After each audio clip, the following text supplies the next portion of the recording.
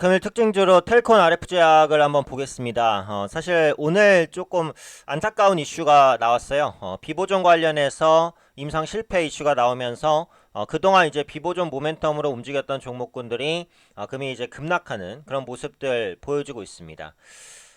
사실 이제 이 부분이 조금 더 안타까운 것은 최근에 이제 제약바이오주의 분위기가 제한적이나마 살아나는 움직임을 보여주고 있었어요. 그런데 이번 비보존 임상 실패 이슈 때문에 그렇게 살아나던 투자 심리가 다시 한번 좀 위축되는 그런 모습들이 보여지고 있어서, 그래서 이런 부분들이 시장의 투자 심리를 좀 크게 제한하는 그런 흐름들이 나타나고 있습니다.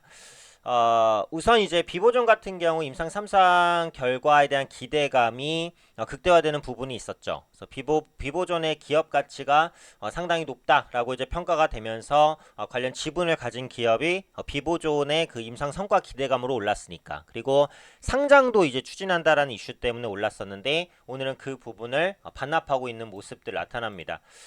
관련 이슈를 한번 보면은 뭐 한마디로 이렇죠.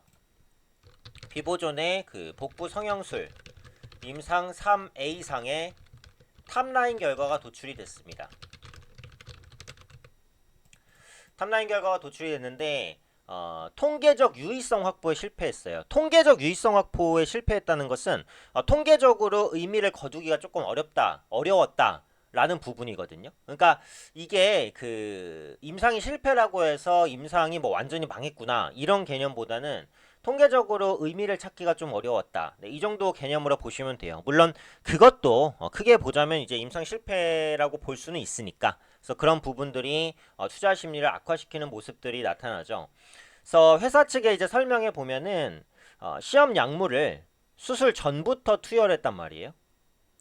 그래서 최초 통증 강도의 수준을 제한을 하기가 좀 어려웠었고, 그 다음에 이제 복부 성형술의 수술 후 통증 강도가 최소 4 이상이라는 예측하에 모든 환자를 등록했습니다. 하지만 한 30% 정도에 해당하는 환자들이 4 이하의 통증 강도로 임상시험에 참여하게 됐다라는 거죠. 그래서 그러게 보니까 임상시험에 참가한 환자들에 대한 통계치를 처음부터 적절히 관리하지 못했다, 이렇게 봐야 돼요. 이것은 어떻게 보면은 사측의 조금 이 과실이 조금 부각이 되는, 네, 그런 부분들이 있었죠.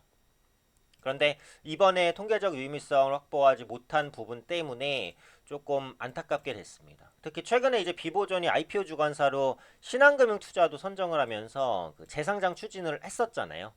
거의 2조 원 정도 시가총액 가치를 평가받고 있어서 기대감이 높았던 상황에서 나온 결과라서 조금 아쉽기는 합니다.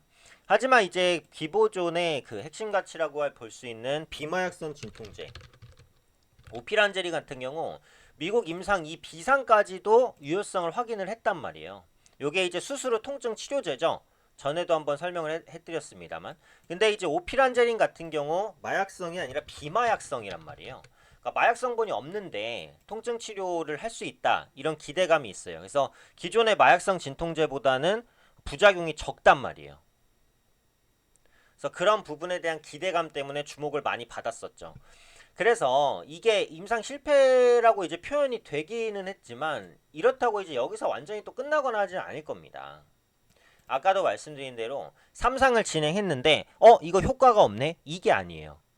3상을 진행을 했어. 근데 기존의 이제 임상에 대한 그 환자들 대상들이 있잖아요. 그 대상에 대한 관리를 제대로 하지 못했다라는 쪽으로 보는 게 조금 더 맞긴 맞는 거예요. 그래서 이게 결국은 그 진통제이기 때문에 진통제가 효과가 있는지 없는지를 알려면 그 전에 통증이 어느 정도 일정 부분 있어야 되고, 그 통증이 어디까지 감소됐는지를 통계적으로 확인할 수가 있어야 되는 거잖아요. 근데 아까도 말씀드렸듯이 실험군 중에 한 30% 정도에 해당하는 환자들이 기존의 기준치라고 볼 수 있는 4 이하의 통증 강도로 임상시험에 참여를 했어요. 그래서 이 오피란제린으로 그 진통 효과를 봤다고 해도 이게 어느 정도까지 진통제 효과가 있었는지를 정확하게 판단하기 어렵다라는 거예요. 그러니까 분명히 이 오피란제린 같은 경우에도 향후 또 재임상을 추진을 할 거라고 봅니다. 그럼 그때 가서는 이제 관련주의 수급이 다시 살아나는, 네, 그런 모습이 나타날 수 있어요. 하지만 지금은 시장의 기대감이 컸기 때문에 실망감도 크게 반영되고 있다, 이렇게 보시면 되겠죠.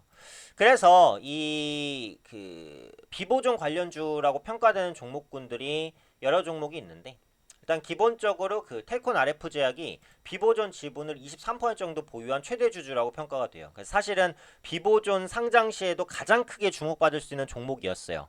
그러다 보니까 실망감도 어떻게 보면 굉장히 크게 반영되고 있는 것이다, 이렇게 보시면 되겠고, 그 다음에 이제 관련주로 평가됐었던 게 에스텍파마죠. 에스텍파마도 역시 텔콘 RF 제약처럼 비보존 지분을 보유하고 있습니다.